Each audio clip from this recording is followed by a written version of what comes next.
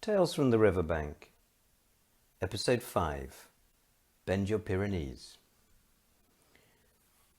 When I told my students I was going skiing in Saint-Lary, a ripple of interest spread around the class. One of them even lifted his head off the desk for a few seconds. What could possibly have generated this level of excitement, I wondered. Maybe they were jealous. Maybe the thought of their teacher swanning off to the Pyrenees' most swanky ski station while they were going to be stuck in Bordeaux revising for their exams had driven them into an envious frenzy. Maybe they were genuinely surprised that I continued to exist after the lesson was over. Or maybe they were just thinking about Eddie the Eagle. Who knows? As I keep telling my imaginary friend, Randolph the Snake Master, other people's heads are their own business. But whatever it was that had caused a breach in the student boredom continuum, as soon as the bell went, I was off ski. Saint-Lary-Soulan, a favourite with Lenin, according to my book of little-known facts loosely associated with the October Revolution, nestles gently in the foothills of the Pyrenees. A snow-topped collection of Gemütlichkeit chalets and bijou restaurants, a place of dreamy ski-fatigue contentment in front of roaring wood fires, where the distant sound of the lonely Pyrenean shepherd echoes through the... All right, that's enough. There'd just been one hiccup on the way down from Bordeaux. Longon. Every time we go to Longon, Charlie, our dog, vomits in the back of the hire car. Now, I don't want to point the finger at anyone in public, but unless the mayor of Longon does something about the effect his town has on our animal, there's going to be trouble. You've been warned. We'd booked a self-catering studio apartment in the high-security wing of the dog-friendly Résidence Les Arches. Very nice and reasonably priced. And having said that, I'm already looking forward to a discount next year. Yes, very nice. And if you don't mind mopping the floor, washing up, placing your bed sheets and towels in a tidy heap on the floor before you leave, writing a cheque for €300 against eventual breakages, intermittent TV reception, and dismantling the dishwasher in a futile hunt for your wedding ring, when quite clearly all of these things are the responsibility of the people who run the establishment, there's absolutely nothing to complain about. And there goes my 10% reduction already. The really great strength of our self-catering studio apartment, though, was its ability to accommodate our two new friends from Bordeaux, Stephanie and Thierry, who, as well as bringing their delightful selves, packed the greatest game in the history of the universe along with their cold weather gear. Jungle Speed. Playing Jungle Speed is probably a bit like playing Snap on ecstasy. It's amazing and entirely addictive, like amphetamines, which is probably why it's called what it's called. As upright members of the community, we didn't have any recreational drugs with us, of course. I'm packing the suitcase next time. But we did have the next best thing, enormous amounts of Spanish alcohol. And I think this almost certainly helped us get the most fun from the game. If you've never played Jungle Speed, it's all about matching symbols that look the same or cunningly similar, and then making a lightning grab for a small wooden totem placed in the middle of the table. But don't waste time trying to get an idea of the game from this description. Go out and buy it immediately. After you've finished listening to this, of course. Not now. We're just getting started. Not that we did nothing in the evening apart from play Jungle Speed for 10 days, you understand? No. We played Blob as well. But the makers of Blob haven't promised me €50 to write about their game, so you'll just have to Google it. Delightful setting then, nice little studio, great company, a variety of interesting pastimes. There was perhaps just one thing missing from our perfect skiing trip. Snow. My wife blamed global warming, I blamed the weather. But whoever was right, the lack of snow clearly presented an obstacle to our skiing aspirations, because even if you're pretty nifty with a pair of fiberglass planks tied to your feet, you still need a bit of the white slippery stuff to get you going. Not wishing to state the obvious here, without snow, skiing is either boring or fatal.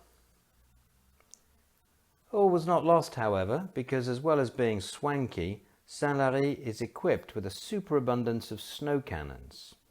So providing it's cold enough, my God it was cold enough, they can start spraying artificial snow around like Tesco own brand deodorant.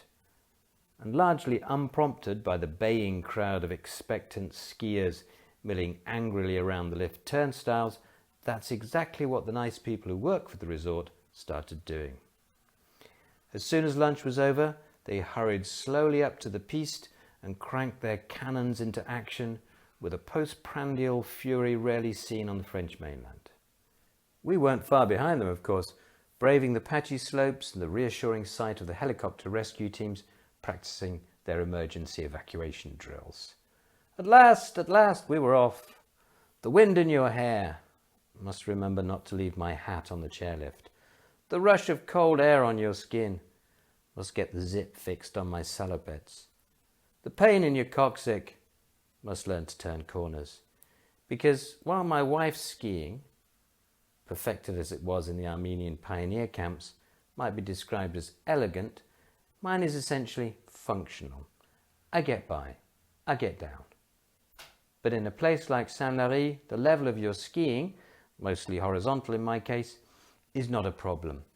Catering for a mix of abilities, the jewel in the Pyrenean skiing crown enjoys a healthy variety of interesting slopes, ranging from safeish to foolhardy, for people who get scared just looking at a postcard of a mountain, to people who are missing the neural connection that normally allows humans to steer clear of imminent serious injury when they imagine it looming towards them at 200 kilometers an hour and at an angle of 80 degrees. A wide choice then, all accessible from Saint-Lary village itself, with your one price, go anywhere, fall over as many times as you like ski pass. They've even got a ski park for the children. Well worth a try if you don't mind being overtaken by a 3-year-old on a luge.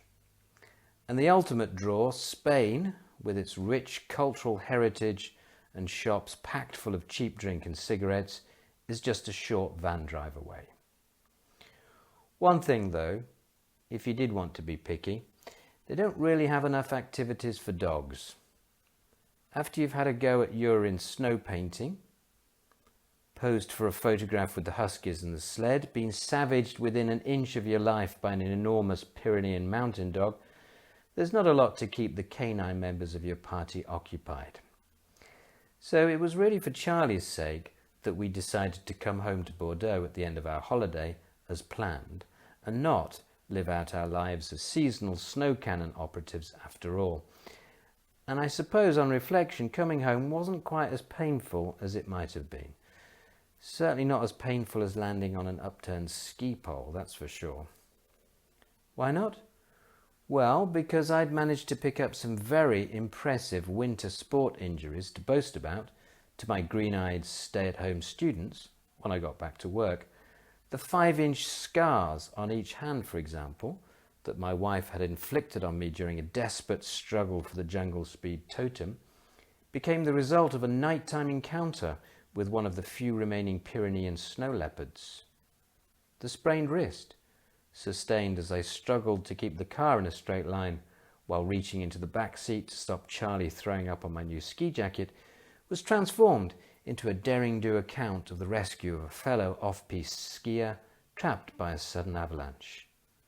The swollen big toe I got from dropping a 10-litre box of Cruz Garcia Real sangria on my foot turned into the story of my attempt to break the record for the giant slalom. Oh yes, hours of preparation-free lesson time. There you have it then.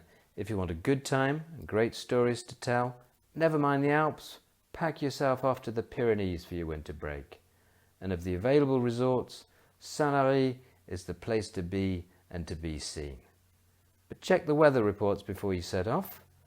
You're looking for a little snowflake symbol and large numbers preceded by a minus sign. And even if it means having to stay in bed until lunchtime to recover from the full après-ski experience, take some friends and some games, and make a quick detour into Spain for your evening refreshments. And one last thing, whether you're going to Saint-Lary, Chamonix, Toubkal or Ouagadougou, avoid Langon if you're travelling with a dog.